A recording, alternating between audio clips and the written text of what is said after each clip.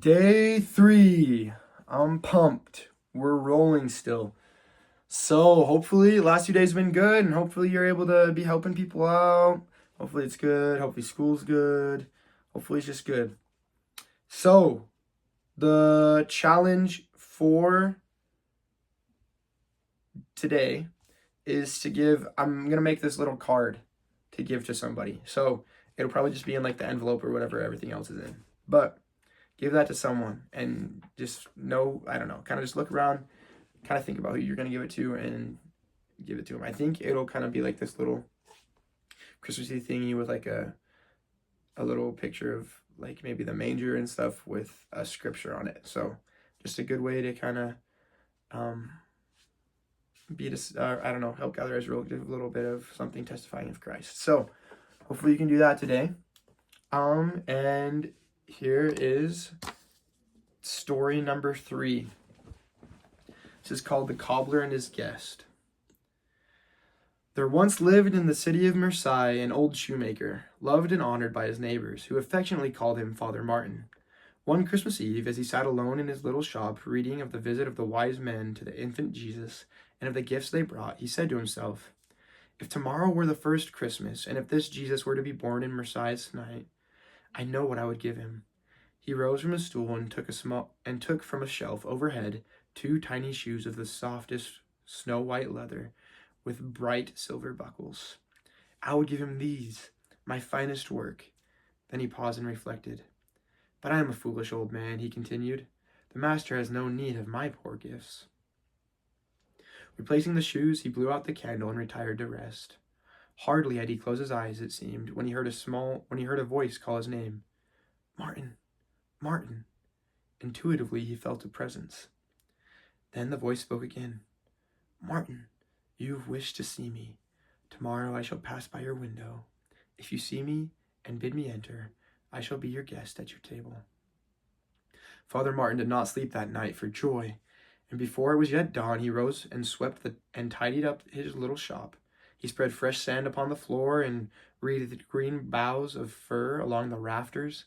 On the spotless linen-covered table, he placed a loaf of white bread, a jar of honey, and a pitcher of milk. When all was in readiness, he took up his patient vigil at the window.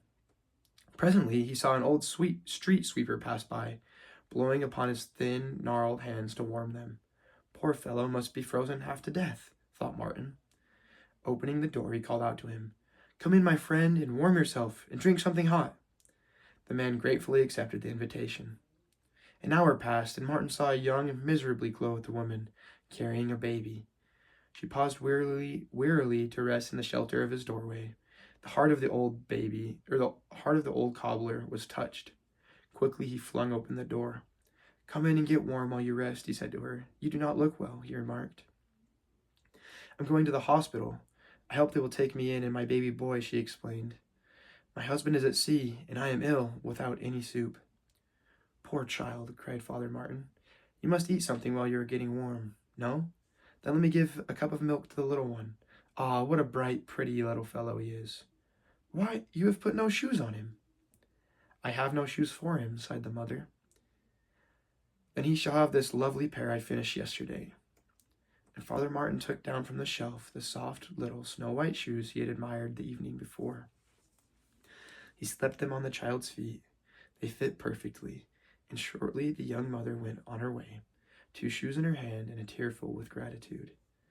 And Father Martin resumed his post at the window. Hour after hour went by, and although many people passed his window, and although many people shared in the hospitality of the old cobbler, the expected guest did not appear. "It was only a dream," he sighed, with a heavy heart. "I did hope and believe, but he has not come." Suddenly, so it seemed to his weary eyes, the room was flooded with a strange light, and to the cobbler's astonished vision, there appeared before him, one by one, the poor street sweeper, the sick mother and her child, and all the people whom he had aided during the day, and each smiled at him and said, "Have you not seen me? Did I not sit at your table?" Then they vanished from his view. At last, out of the silence, Father Martin heard again the gentle voice repeating the old, familiar words. "Whosoever shall receive one such in my name receiveth me. For I was hungered, and ye gave me meat. I was thirsty, and ye gave me drink. I was a stranger, and ye took me in. Verily, I say unto you, inasmuch as ye have done it unto one of the least of these my brethren, ye have done it unto me. I hope you have a great day and have another great chance to serve people. So, I'll talk to you tomorrow.